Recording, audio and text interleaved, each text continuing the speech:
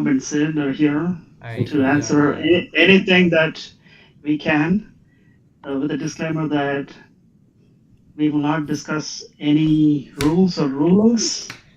We will give you an idea of what the rules, how we view the rules, but it's not going to be like it's not official. It is to help you with your strategy and tactics, if you will. You can design around it, but not in the game itself. Our expressions here will not be in any form or fashion official. Mhm.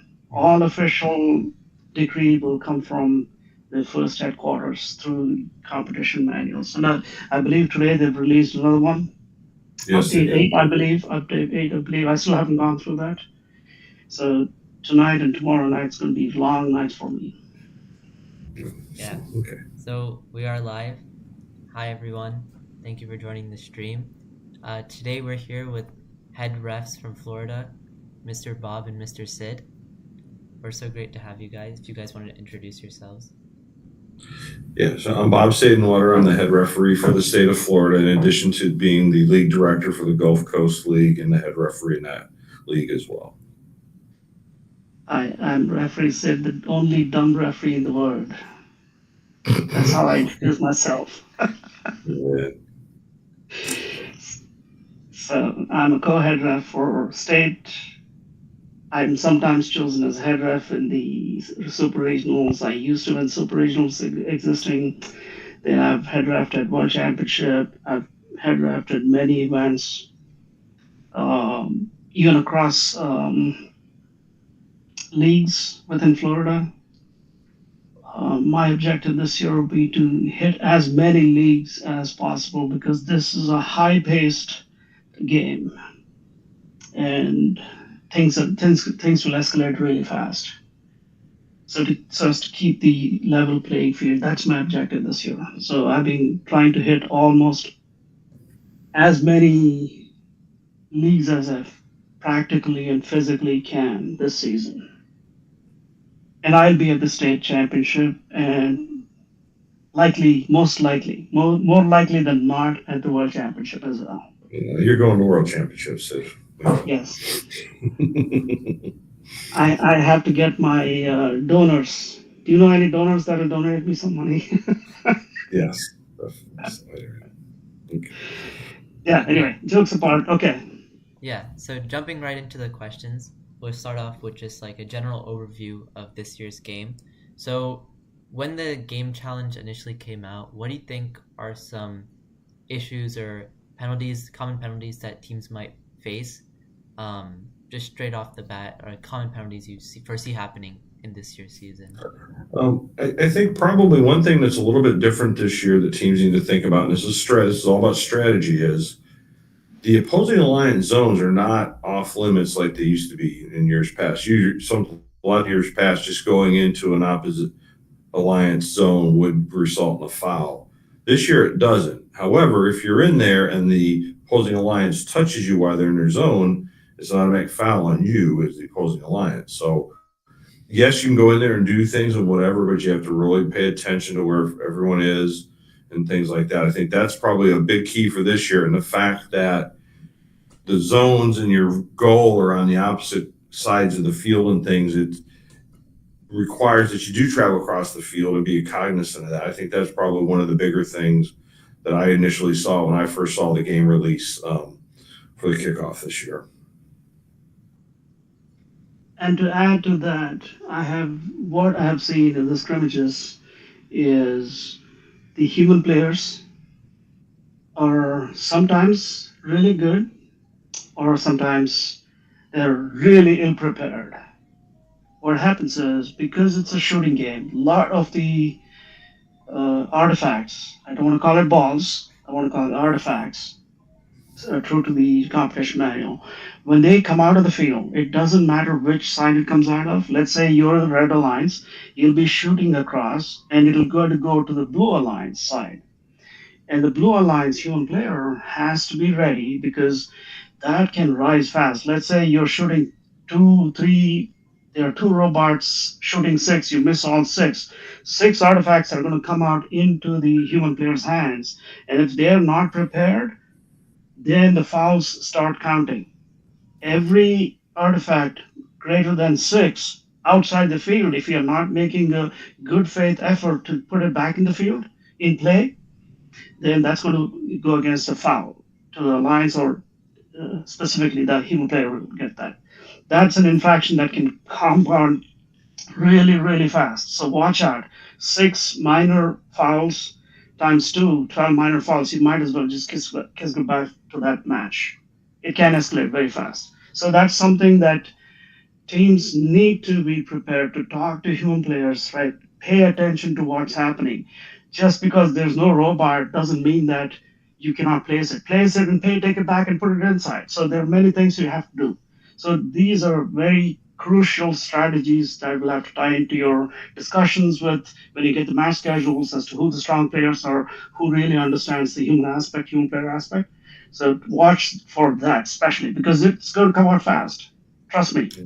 I've already seen Yes. that at the scrimmage levels coming out fast. Imagine the meet number three when everyone is shooting.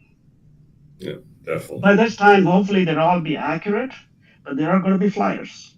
There are going to be some Yes. that will come out.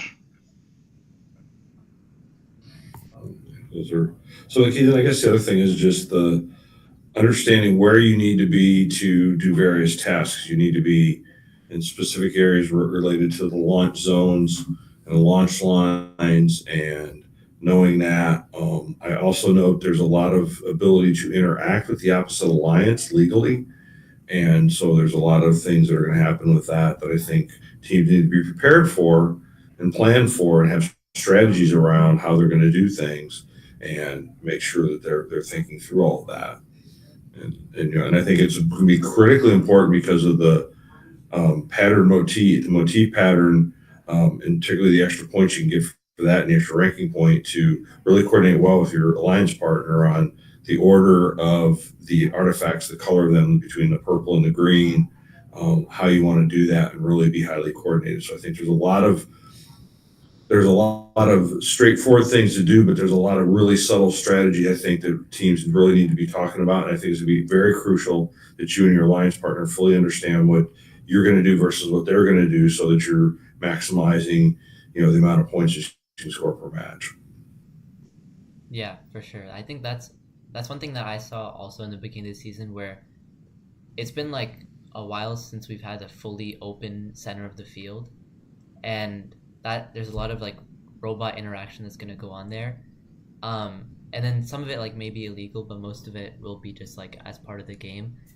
And seeing how different the interaction is on the edges of the field where those protected zones are versus how it goes on the middle is going to be interesting, especially also to see where all the balls end up or the artifacts end up Mm-hmm. throughout the game, because if teams don't shoot as accurately in like the beginning few meets, they might be sprawled across the back walls rather than in play. Yeah, absolutely, absolutely. Yeah, and one of the other points that I really wanted to talk about was like, how do you think the like layout of the field is going to change things? Because you were saying that it's like the opposing alliance score is like closer to you, right? And then your zone is like vice versa. So how do you think like we should facilitate communication amongst like team members to make sure that even though you're across the field, it'll still be like smooth and effective? Well, I think one is make sure you're clearly defining the zones, and making sure you're clear that you're defining if you're wanting people to be near your alliance's zones, that you're clear about that, and just have some strategy and have some things to do and talk ahead of time to say have some common. Make sure you and your alliance partner agree that this is there's the official names for what the zones are, but if you have something else for it, like in front and back, what am I calling the front of the zone versus the back of the zone? Because there's different things you can do. You can both be in some of those zones together, particularly during the parking of the end game and things like that, so that you're fully coordinated on your terminology, so that when someone says go to the front of the loading zone, everybody knows what the front of the loading zone is. relative to that because of with is it relative to the front and the back of the field? Is it relative to towards the goal or away from the goal? Things like that. I think this could be really key to make sure you and your alliance partner are really keyed into that. So as you're trying to maneuver to those zones at the same time to do that. And so, like, adding on to that, how do you guys think that teams can build like that stronger connection with their alliance partners? Because with the parking and everything, and the motifs and making sure that all the robots are in sync together, especially within the alliance, how do you think that alliances should make that coordination before the match ahead of time, rather than at the tables waiting to queue, we sort of make that strategy? That's a great question. That's always the biggest difficulty if you do not have match schedules ahead of time. No one has it, right? So do as much as you can as soon as you're given match schedules. Highlight these things. Start having team members go out, seek out information as to what their abilities are, or how can you complement or double your skills. Let's say you have an identical robot that can do all the things you can do. That's twice the amount of force. But if they have something that you can do and you can do something they can do, then you have to think along the lines of, oh, how do I complement? How do we complement each other for this match? For the next match, maybe some other team that does double the strength. So those are the tactical decisions that you have to make, which means that you have to have enough players or enough members in the team willing to go out and say, okay, it's not only the three people that are driving. You have to subdivide your team into little, I will say, scouting ants or scouting bees. I'll say scouting bees. Scouting bees is a better word. So you use things that you see around the animal kingdom. Like, for example, ants, bees, and all these things are team insects. There's one that goes out, scouts different things, and then comes back and communicates, and then they go out in swarms. So that should be your strategy. Use those cues around you in the environment and in the animal kingdom to say, that's how I can do it. Because that's a great way to present to the judges saying, here's how I learned this one, and that's how I do it. That will get the judges thinking, oh, you have some deep thinking there, right? That's critical thinking that comes out. So I'm great that we are having this discussion. It's not about rules, not about referees. These are some things that are very, very useful. And you have to communicate. You should be able to communicate. Don't be so laser focused on your own robot. Watch the other things. Hear the coach say. Coaches should be communicating, right? So that's the beauty of this, the whole FTC setup. I don't know FRC, so I can't talk much about FRC, but FTC is brilliant. You can evolve, you can grow in the 4 years that you're in the program. 4+ years. If you started as a middle schooler, you'll probably be here for 7 years.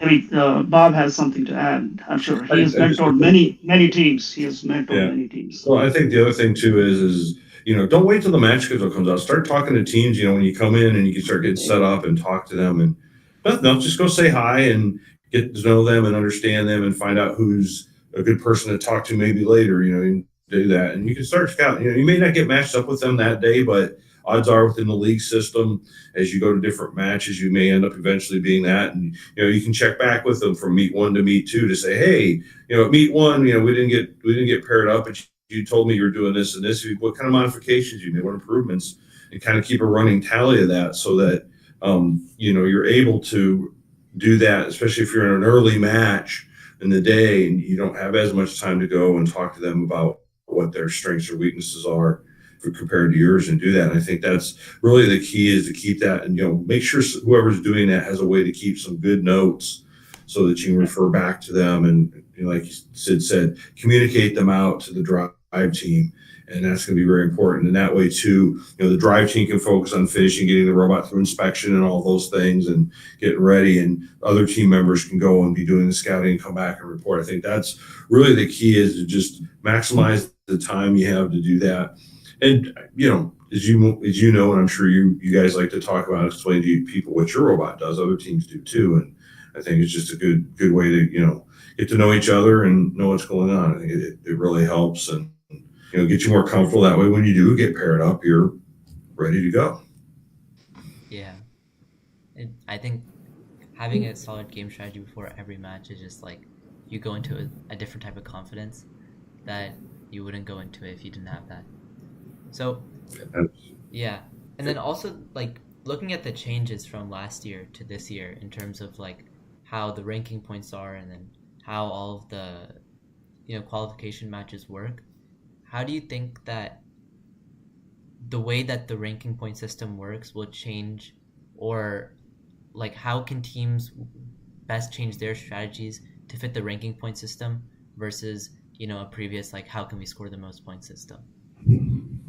Well, I think it's still important because you do get 3 ranking points for a win, Mm-hmm. but I think it's important to focus on that. But then make sure that in the teams that will be the best will be the ones that can focus on getting a high alliance score with their alliance partner, and be able to get those additional ranking points along the way as well. Get the pattern one, get the park leave one, get the goal one, and do that. And make sure that your scoring strategies can help you maximize getting those extra ranking points. That's where it is, and that's where really, if you work together, if you do the math, I recommend you do the math on what does it, understand what it takes to achieve each of those ranking point levels, to get that extra ranking point, and have that and know that, so that you're keeping track, and make sure that you're, the drive coach probably is the best person to do that, or something to keep track of that. So, hey, look, guys, we need to shoot 2 more balls in the goal, or we need to get 2 more lined up for the pattern, or we need to make sure that we're both getting in and getting at least partial parking points at the end game, things like that. Understand what you need to do. And I think that's probably the best way to do that, is know what the scenarios are that get you to that level, and make sure you and your alliance partner are aligned on what to do. That's really going to be the key to be really being successful in terms of the competition side of this challenge this year. And if I may add, don't it's good to have a strategy. Say, I want to earn as many ranking points as possible for my team. That's a good goal to have. But don't forget, there is a journey. Don't try to leapfrog. There are 10 steps or 3 steps or how many other steps. Don't try to leapfrog that. And that may be a recipe for disaster. Then you'll be frustrated, right? Go it one step at a time. Go take baby steps, achieve one, and build on that. As you get more confident, as you get more skilled at driving and things like that, achieve that objective. So it takes a lot of practice. It is doable. For me, it's easy to say. Yeah, we don't have to do it. Yeah, just go out and read the manual and figure out the points. Remember, the journey is as important as your destination. It's not just the destination. Just don't focus on, oh, I have to do this. Then you miss a lot of in between. Have fun. Every time you achieve something, celebrate. And then when you get to that, you'll really celebrate, right? So don't forget all the small steps in between. Yeah, definitely. Yeah, adding on to the more strategic side, as we see in the game field, we have the secret tunnels on either side, and they are opposite colors, so red is on one side and blue's on the other side. And how would you guys judge, like, accidental versus strategic contact? Because I know if there is a blue player in the red zone, some teams might come and run into the blue player to try causing a penalty. How would you guys judge based on that? There is no accidental. There is nothing. If you're there, if it's one way or another, whether they make contact, you make contact, that's a foul. It's as simple as that. So there's no judging. Judging has been taken out. Yeah, well, it's pretty clear. It just says as long as contact is made, the foul occurs. Correct. Again, and as Sid said in the kind of the opening, our overall goal is to make the game fair. and do that. And we're looking for things and do that. And we're gonna be looking for obvious contact and things like that. So keep that in mind. And again, as I said before, that is a key strategy to just remember that if you're in the opposing alliance zones, there are potential fouls that can be had, and a lot of them are major fouls, and some of them even get into getting the other alliance to be awarded additional ranking points. So it's not only is it you get the points added to their score, which could change some things, and do that. You can give them some extra ranking points. So again, it's really thinking about the strategy and do that, because there's no, hey, if this happened or that happened. It's just if contact happens, a foul's occurred, and the referees are going to call it. So just keep that in mind and be prepared for that. What are some of the key pitfalls that you've seen with teams like loading artifacts, and are there any tips that you have for doing it more efficiently? I'll start with that, because what I've seen, you got to realize that yes, you can place things in the robot. However, you can't touch the robot. And I think it's going to be key that the drive team and the human players are very clear on the signals of, hey, I've stopped. The human player can cleanly put those in there and do that. Again, it's a safety issue. You don't want someone who's put their hand and it's near the top of the robot, and the robot take off and you get your hand caught or something.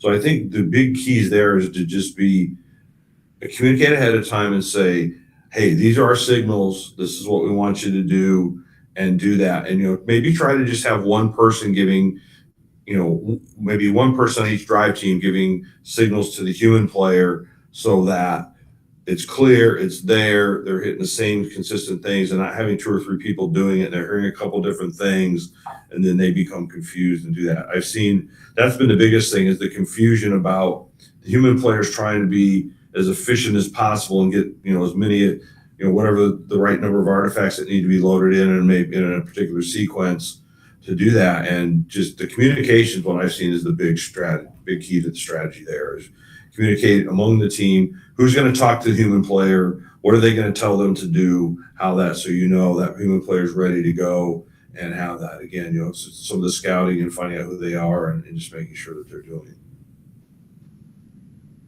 One thing that comes to my mind when it's a high intensity. I mean to say it's a quick paced game. So what happens is, let's say a robot with two shoots that's not from your team, from some opposing not opposing, so your partner alliance partner coming in. You don't know where's the intake, where's the exit. They look alike, and you drop it, and they say, "Oh no, take it out." Don't fall for that trap, because the minute you put it in, just let it go. Have them spit it out, do something. The minute you take it out, you're exposing yourself to I think, if I'm correct, it's a major foul. So you can't take out things. So that's one thing you have to watch out for. And also, if the shoot is way beyond the reach, even if the bot is in, if the shoot is way beyond the reach, don't try to reach out. Ask the driver to move it towards closer to you, so that you'll be within the bounds of the loading zone. So that there's a potential that referees could see that as infractions. So don't take the chance. Definitely. At least make a good faith effort for them to move back in. So at least the referees will see, okay, there's not enough room. They have to get them. They may cut you a leeway a little bit. If they're full of artifacts in there, and if you cannot move any closer, they may say, okay, that's acceptable. But if you're trying to kind of game the rule, you need to say, I'm just over the line, and oh, come on, I can gain some 1 second by that. Then they'll clearly see that as you're trying to game the rule, and they'll call a foul on you. Okay, so then in terms of outside of those side areas, in the middle of the field, what are some types of like robot interaction, or just like things that other teams could do defensively that might be considered a penalty versus like what might be considered acceptable? I think it largely is, the penalty, the fouls will be definitely around damage, right? Mm-hmm. You're definitely not allowed to damage the robot. So, if you see somebody there and you're coming flying across the other side of the field and running into them, take a high chance of damaging them, which would definitely get to fouls. That escalates to yellow and red cards very quickly, particularly when it's intentional. Um, and just you've got to do that and realize that it's going to be some interactions of it. Going to be there. As they say, FTC is a highly interactive game. Robot to robot contact should be expected and planned for. So, obviously in your design, make sure you've got good sturdy surfaces that are contacted. Things like your power switch or batteries or cables aren't in a position where they could become entangled. Things like that. It's definitely there. So really, the interactions really limits are around damage to the robot. Is what you've got to be careful of. And Bob used the right word, intentional damage, but it's not the intentional damage as seen by the team, but it's as it appears to a referee standing there, right? The referee has to do that intent. If he or she sees the robot moving at really high speed and causes damage, which makes the opposing alliance robot immobile, then that'll be seen as an intent. That's intentional, right? That's how a referee would view that. The team that has infracted or has the infraction may argue, sit there and argue, saying that no, we lost control. That's not. We'll call it as we see. So these are hypotheticals. So you cannot answer for every scenario that you can think of. So generally be aware that intent or intention is as viewed from a referee standpoint, not as viewed from a team standpoint. Although we will, uh, most referees do, I would say, have a discussion about what they actually saw. They're not here to penalize or hand out fouls, but there are situations when they'll have to do that. There's no way out of it. Like if you go and touch a gate or open a gate on an opposing alliance, it's no brainer. You should not be anywhere in that area trying to Yes. contact the opposing alliance gate. That's a foul. So those are obvious. There are some things like you mentioned in the open areas, pinning. Let's say two opposing alliance pins your robot and you have no way to get out. They still have 3 seconds to get out. To at least, I believe they've changed that not for 36 inches. I think it's now 24 inches, one tile away. And 2 seconds later, they can come back again. So they can keep repeating it. That's perfectly okay. That's a defense strategy that teams can use. Um, and you could do the same thing too, as if you're in that situation. So every team has that. But if you pin that for longer than 3 seconds, if you don't move, they're a foul against at least one of them. We don't know in that situation. I cannot think who I would give the foul to because it's the alliance that gets the foul. But both of them will be Yeah. warned saying that you're pinning. Yeah. You're actually pinning a robot, sandwiching them in between. So when the match timer ends, how is scoring determined if the artifact is like mid-air? And everything comes to rest. Yeah, That's artifacts the are scored when they come definition. to rest. Yes, as long as you have launched it before the buzzer starts Correct. and it's in the air, we will wait until it, goes into the goal and comes down and is either scored as classified or overflow if it passes through the square. We'll do that. And that's the thing we're going to do. We might start looking at things to get ready, but we're not going to do our final scores until it's come to rest. Right. To do that. The exception in that case in the scoring is the parking in the base zone has to be at the beginning of the buzzer, and there's no 3 second grace Yes. period. At 0, if you're not inside, it's gone. Yes. You lost Yeah. it. And if you don't stop after 3 seconds, there are fouls associated with that as well. So it's not only do you not get, you get additional fouls. So be careful. As soon as you hear the buzzer, drop your everything. Stop. Again, as we've said many times, is make everything you're doing obvious. That Yes. you're there, if you're wanting to be in a zone, make sure you clearly can see that you're in the zone. Doesn't mean that you have to be, a big chunk, but you need to have a clear part of your robot that's in a zone if you want to be considered to be in that zone. That's the key. We have pretty good sets of eyes and do that, but we don't have it completely every angle, and we don't have a lot of time to move around to make decisions to do that scoring and get that done. And making it obvious helps everyone. So another question, in terms of just the artifacts and like the limits around controlling them. So if a team was to like herd a lot of the artifacts into like their protected zone, what would be like the limits to that? Like obviously you can't have all of the artifacts within your zone, but like to what extent is that controlling more than 3 balls, like those? Again, if you're hurting them and you're controlling more than 3, it's there. Now, if you're plowing through them, it's a different story. It's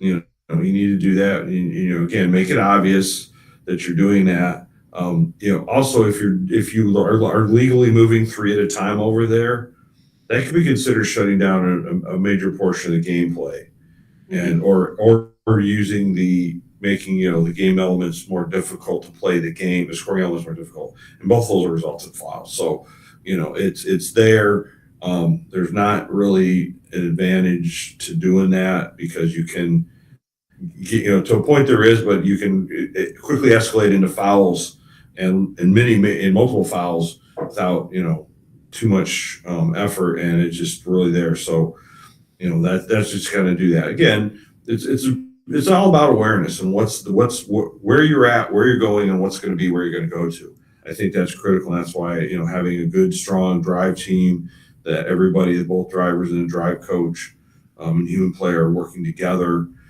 and also with the other alliance, your alliance partner working together to kind of be situationally aware of what that is, because that's there. Because it's very easy if you're trying to get everything onto your side of the field to start incurring mini fouls very quickly. While we're on the note of artifacts, I wanted to ask, like, if 2 robots are trying to like have control of the same artifact or the same 2 artifacts, what would like the ref's opinion on that be? Like, who would be considered having control? That's a difficult one to answer. I mean, again, that's very hypothetical. 2 from the same alliance, 2 from opposing alliance. What are you doing? So it's very situational. If you already have 3 in that, and if there's 1 stuck in between, more likely than not, the referees, at least I would not assess a foul against any of the teams. However, after 1 goes away, if the other one tries to herd that 1 artifact, despite having 3 in its possession, at that point it escalates to a foul, right? So it's very hypothetical. So it's and situational. So hypotheticals are never good because without actually seeing what's happening, it's very difficult to answer. It's not a 1 frame of time and that you're ruling on. It's continued frames of sequence of events that occur. So you have to take into account those things. Yes, absolutely. I agree with that. It's very situational. You just again be aware and do that. It's there, and if it's not again, if it's not obvious to the referees, it's likely the call will go the way you don't want it to. So that's again making it obvious who has control of it versus that. Understand that if 2 teams are going for the same one, there might be some changes, but just make it obvious what you're doing and pay attention to how many artifacts you already are controlling or possessing. That's probably the best way to look at that situation and think about it. Because that's what we're going to do. We're going to see how many is that robot already controlling, possessing? Did that one put them over the 3? And if they're clearly controlling or possessing it, it escalates to a foul. Right. Let me give you a hypothetical. Let me flip this a little bit on a different side, and you'll understand. This is another hypothetical answer to a hypothetical scenario, right? Let's say 1 robot it appears to us as though both robots are trying to go and get the same artifact, and then at the same time one robot has three artifacts, and now we realize the other robot, which is an opposing robot, is trying to push the artifact into you. And if that happens, you're not subject to a foul because you're forced into a situation. So that's hypothetical and very situational. We'll call it as we see it. So there's so many nuances to that. So it's very difficult to answer a question like that. So it's a good thought. I'm not saying it's not. You should think about all these scenarios in your strategy and how you play the game, how you go forward. But it's very difficult to answer from a referee's perspective for one single frame in the 2.5 minutes. So it's a continuously changing game. Every game is that way. So Yes. Yeah, and one like just last question about, the rules and all is there any special, tiny details of the competition manual that teams might overlook, but you could see as something that's going to happen recurringly, that teams should look out for? I think that there's a lot of different ones in there. I think, one thing I recommend to all teams is have a couple, and I mean two or more people that are in charge of reading the rules, reading the competition manual, keeping up with the team updates.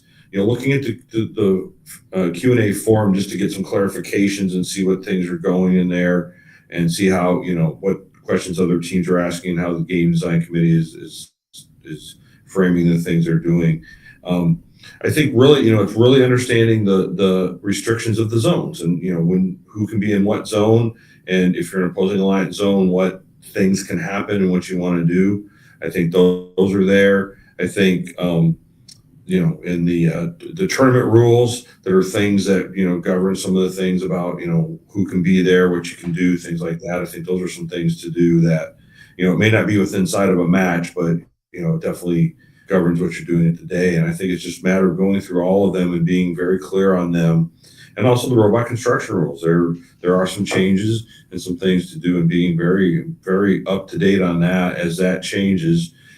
As this game evolves, and as we as volunteers see the teams playing and do that and see things, and the teams are asking questions in the Q&A forum, there are changes being made, and understanding that there are some changes, and what that change impact does to you. That's probably where you're going to do that. If you've read the set of rules as they were released and looked at, through the first couple team updates, but as those team updates come out, you need to understand, hey, what does this team update mean for me in my current strategy?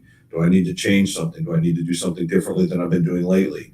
And does that do that, or is there something else I need to be aware of when I am planning my strategy? But I think those are the kind of things that could be tough for a team to pick up on if they're not keeping up on that kind of thing to do that. yeah, great points. I would like to add a small analogy. Maybe it'll resonate with many people. I first go get a license, then I go buy my vehicle, learn to drive, and then I start reading the rules of the road. What do you think is going to happen? Right now, I'm trying to adjust to strategies. Oh, I've gotten to habit now, I have to change my habits. Right. So the very first thing would be for teams to first, before they even start strategizing, constructing, read the rules broadly, understand how each period of gameplay, each zone within the field is going to impact your design, because one may not impact.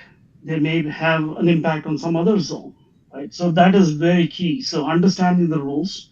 Don't try to reverse engineer into the rules. Do the robot and then try to learn the rule after you play the game. Too bad. You'll learn the hard way. So you'd have lost many matches by that. So understand the rules, see what impact it's going to have on your robot, and then start designing the robot, and then play and see if it fits. Then keep reiterating your design principles. And then at the game, you're going to learn, oh, some rule has changed. There was an update to you 07, 06, 05, whatever, right? So that's going to have an additional impact. So, like Bob said, you have to have at least one or two people dedicated to reviewing and not just understanding themselves. They have to have a class with the team saying that, hey, here's what has happened. Is it going to impact? So there's going to be he's going to be the rule manager who's going to say, this is what the rule says. Are we okay with this? Are we kosher with this? Things like that. So those are, so don't try to work backwards to the rules. Work from the rules. Yeah, absolutely. That's great advice. Yeah. And then sort of an open-ended question for you guys. What are you most excited to see for this season in terms of like robot designs that you might have like really strong potential? I know you mentioned the flipping over robots for the parking. Yeah, there are many things. That's one of the things that I've already seen, or not seen. I'm kind of visualizing. I dream things. I dream robots. Yeah. So because both two robots can get into that, if two robots can get into that thing, your ranking points, you'll get bonus points, right? So there's parking in the base zone, but many robots are going to be right around the 16-inch. Two robots cannot fit in that space. So it is either you have to somehow be able to compress your robot or lift it up high so that a smaller robot can come in. But remember, both have to be supported by the that zone. They cannot sit on top of another robot. That's not supported directly. It's indirect support. Although they have not, I don't think they've made a clarification yet. They have. They said They have. They said that. Okay. They said if you are transitively through another robot supported by that, you're okay. But it's got to be clear that second robot is not supported at all by any tile area outside the base zone. Okay. So they can't sit on top of each other. That's what I was thinking. They would do that. They can, but if they can figure that out, that's there. That's going to be an interesting way. I think also, like you said, Sid, if I'm interested to see if there's a robot that can raise itself up so that another robot can drive underneath, kind of like in the game animation that was coming out. That's one of the things that I'm interested in seeing, one that's elevated itself so allow more room. Or number two is just flip on the side so two flat robots can perfectly sit inside. That would be a great sight, like excitement all around. Everyone's going to be screaming on the thing. That's the thing. It's a simple achievement, but it's a great visual thing. It's complex to engineer. It's very difficult to engineer. I know that. So one thing I'd like to see is a robot, particularly in the autonomous period, be able to read the obelisk and know to go pick up the correct of the pre-placed artifacts to know, hey, I've launched the three that I was preloaded with, and go pick up three more and have those come in and be lined up to the pattern motif for that particular match. That's to me something I'd really like to see, somebody be able to use some sort of vision or some other methodology to read that and say, hey, the sequence this time is purple, purple, green, so I'm going to go to the row that's purple, purple, that loads into my robot. However, I could launch out in order of purple, purple, green to get it into the classifier. That to me would be one of the things I would really like to see this year. And that also means RP points in autonomous, RP points in teleop. Yeah. Remember that. If you get 18 twice, you are way ahead of the game. So those are the things. It's going to happen. I will say at least 10% of the robots will be able to do that, at least in Florida. I'm not sure how many worldwide. The other thing I want to see is, this is my wish list, of course. I want to see at least all the 120 teams to go to World Championship. Yeah. Whether they play or not. It'll be fun. Just go participate, hang out with the Florida kids. That's one thing I want to see. Yeah, definitely. For sure. Those are all great things. And then one last question. For any rookie teams watching, what's some advice that you would give to them as they're going to the competition season? I think one is try to seek out a more established team and talk to them, ask them what they're how they prepare for a competition, what kind of things, simple things, even to say, hey, here's the list of materials and things you probably ought to think about taking with you. You obviously can't take everything you have because pit space can be limited, and it usually is.